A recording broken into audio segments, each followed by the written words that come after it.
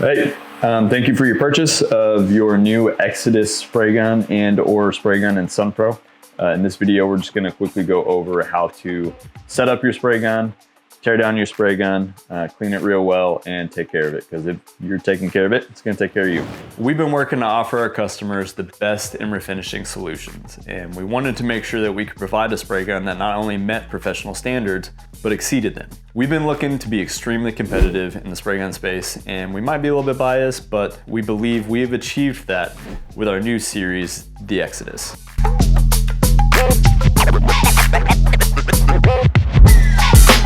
Let's dive right in. You pull your spray gun out of the box, and first thing we suggest is go ahead and running some thinner through it at the paint inlet, and then maybe even putting just a little bit of pressure behind it, just to make sure that all the residual manufacturing is good and cleaned off. We do recommend with the OP models shooting at roughly anywhere between 18 and 23 PSI to 18 and 26 PSI, both the 1.5 and the 1.3. For the HVLP models, we recommend roughly about 19-20 to about 29 PSI. Now that's going to differ for each individual painter and of course whatever material you might be running through it. So it's going to be up to you on kind of where you feel most comfortable and how you feel the materials laying down on the panel. If you are using our regulator or any kind of regulator, we suggest you're going to want to open up your air valve at the bottom of the spray gun all the way up and then regulate at the regulator. If you're not, go ahead and just regulate with the air valve right here. We do recommend also that you regulate at the booth if possible. The maximum pressure to both our regulator and the spray gun is 100 PSI. If you run anything over that, there's a risk of damaging the product. So do keep that in mind. To set up the trigger, go ahead and run your needle adjustment all the way out until you feel the trigger stop, and then run it back in until you feel pressure on the trigger, and then adjust your flow from there. All right, let's go ahead and dive into the teardown of the spray gun and how we suggest that you clean it. So go ahead and start by taking the air cap off. Setting that aside, go ahead and remove your needle adjustment valve and the needle spring assembly. And make sure that spring doesn't roll away on you. Pull your needle out. You want to keep that guy good and clean as well too. And then go ahead and take out your nozzle. And that's going to take a 17 millimeter socket.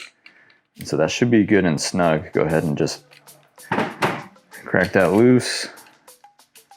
And pull that out, and we're going to go over how to clean this in depth. It's very important that this stays good and clean. And then you have the airflow insert, which is this black piece here. Go ahead and stick your finger inside. There are two like knobs at the bottom, if you will, inserts. Stick in and then pull at the bottom outwards, and that's going to pop out, look like that. And that's the internal assembly of your spray gun. So go ahead and set that aside. Now we do recommend grabbing one of these spray gun cleaning kits or pipe cleaning kits that comes with these pipe cleaners, this little brush, and these little, what do you want to call these? That comes with these poke throughs, if you will, for cleaning out the holes in your air cap.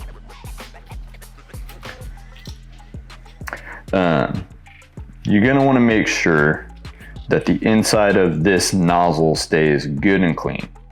So basically at the end of every day, go ahead and pull this out, or if you do a job or multiple jobs in a day, pull this out, maybe drop this in some thinner or gun wash for about 3 to 5 minutes, and then go ahead and give it like a good scrub with your brush or one of those pipe cleaners to keep the inside of that nice and clean. It is very important to make sure that these parts all stay good and clean, such as your needle and your air cap.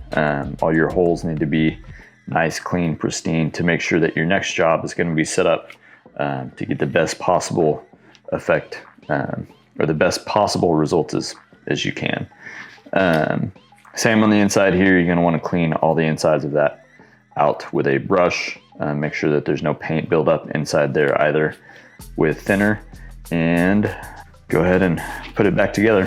One thing to keep in mind too, this area up here, whether you're using an adapter or a cup, that this area is good and clean, and that your adapter or your cup is of high quality, preferably from the manufacturer of the cup system that you're using. Because any kind of nicks or inefficiencies in the adapter itself or the cup can cause an issue with sealing, and that's no good. So keep an eye on that. Make sure that your cup or your adapter is in good shape, clean, and making a good seal up against the top side of the gun where the base of the paint cup goes in. The cup size, or excuse me, the thread size that we use is a 3/8 inch 19 thread BSP. And usually utilizes most of like what the DeVilbiss spray guns utilize as well too for adapters and paint cups. So, all right, let's go ahead and put the gun back together.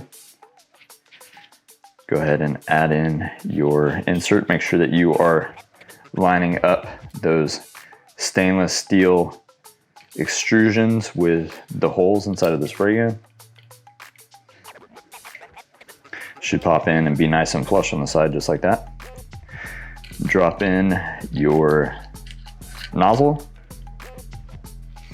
Make sure that's good and snug. Don't forget to tighten that because that can result in issues.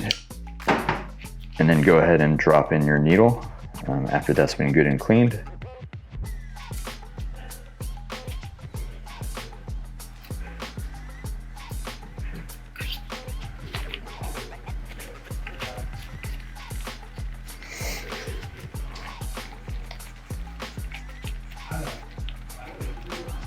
That's right about where I like it. And put your air cap back on. And you should be good to go. If you've got a cup or an adapter, go ahead and put that on and make sure that guy is good and snug as well. And that's it.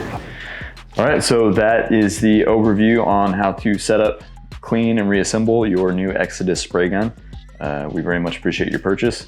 And if you have any questions whatsoever, please reach out to support@lumaiii.com via email, shoot us a message on social media, or just reach out and call us.